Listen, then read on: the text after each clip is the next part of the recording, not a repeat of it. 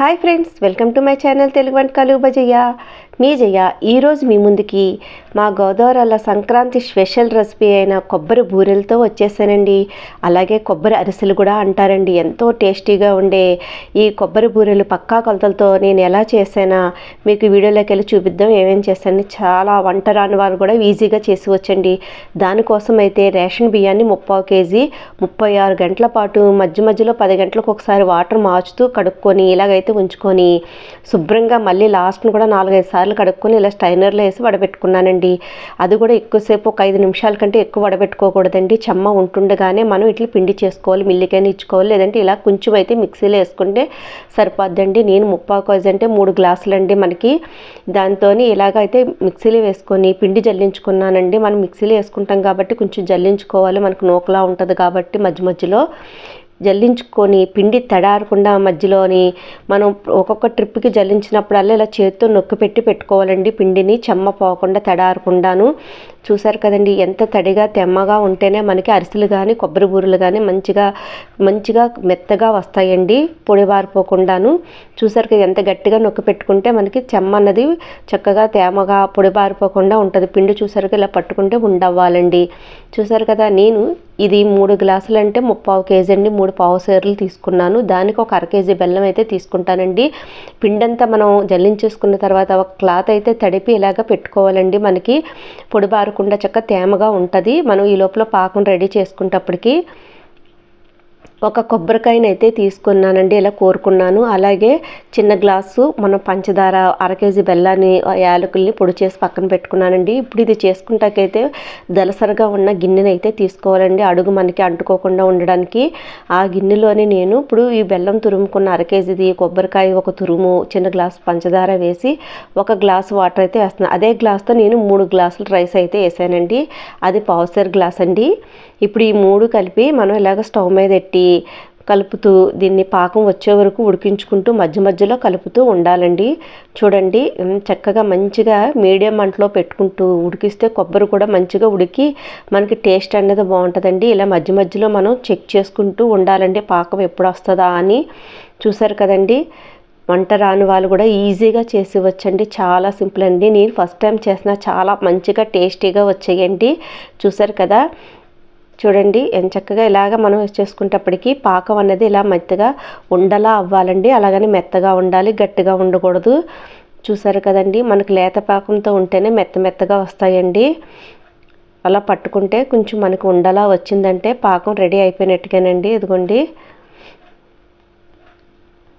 అలా అయిన తర్వాత మనం పెట్టుకుంటే మనకి నొక్కితే మెత్తగా ఉండాలి, లోపల కొడితే గట్టిగా ఉండాలండి. ప్లేట్కి వేసి కొడితే ఇప్పుడు యాలకుల పొడి వేసాను.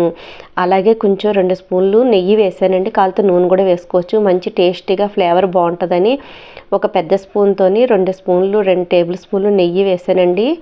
ఇప్పుడు యాలకుల పొడి కూడా వేసేసుకున్నాను, ఒక 5-6 యాలకులు. పంచదార వేసి పొడి చేసుకొని, ఈ పంచదార కూడా మనం వేసుకోవడం వల్ల కొంచెం టేస్ట్ అనేది బాగుంటుందండి, తీయగా అనిపిస్తుంది. అలాగే చిటికెడు సాల్ట్ కూడా వేసుకోవాలండి, ఏంటంటే మనకి స్వీట్ బ్యాలెన్స్ చేయడానికి. ఇప్పుడు చూసారు కదండి, మనం పిండిని అయితే ఒకరు వేస్తూ ఉంటే ఒకరు తిప్పుతూ ఉండాలి, కొంచెం వేసుకొని. నేనైతే ఇంకా లాస్ట్లో స్టవ్ ఆఫ్ చేసేసానండి. వేసేసి ఇలా పిండి అంతా వేసుకున్నాను. చూసారు కదా, నెమ్మదిగా కొంచెం వేసి ఒకేసారి స్పీడ్గా అయితే ఉండలు కడద్దండి. అలా ఉండలు కట్టుకోకుండా ఇలా మంచిగా కలుపుకోవాలండి. చూసారు కదండి, పాకం అయితే నాకైతే ఈ పిండంతా పట్టేసిందండి. ఎందుకంటే మనకి పిండి తడిగా ఉంటే ఎక్కువగా పడద్దండి, పొడిబారితే పిండి ఎక్కువగా పట్టదు. చూసారు కదా, ఇలాగ మనం కొబ్బరితోనే అయితే ఇలా మామూలు అరిసెలు కూడా ఇంతేనండి. పాకం కొబ్బరి వేసుకోము, ఇలాగ చేసుకొని పాకం పట్టుకోవాలి. ఈ కొంచెం పిండి కూడా తర్వాత అలా వేసేసానండి, పట్టేసింది మొత్తం పిండి అంతాను.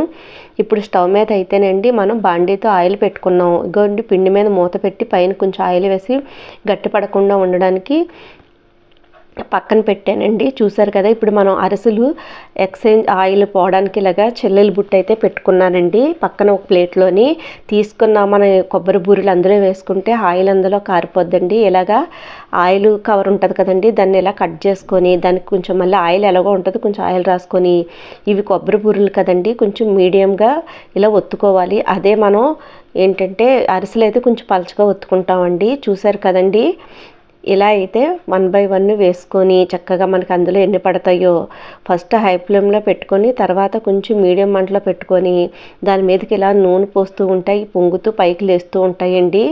చక్కగా మనం నెమ్మదిగా కాల్చుకొని తర్వాత మనకి అరిసెలు నొక్కునే దాన్ని ఉంటే దాంతో నొక్కొచ్చండి. నేను ఇలాగైతే స్టైనర్లతోనే ఇలా నొక్కుకున్నానండి. చూసారు కదా, ఇలా చక్కగా ఆయిల్ అంతా వచ్చేస్తుందండి. ఇంతేనండి, మొత్తం అన్నీ ఇలా కొంచెం కొంచెంగా వేసుకొని వేయించేసుకోవడమేనండి.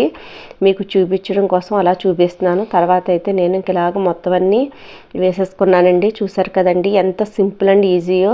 కొంచెం ఆ పాకం వచ్చినప్పుడు చూసుకుంటే చాలండి, మిగతా ప్రాసెస్ అంతా చాలా తేలికేనండి ఇలా వేయించుకోవడము అన్నీను.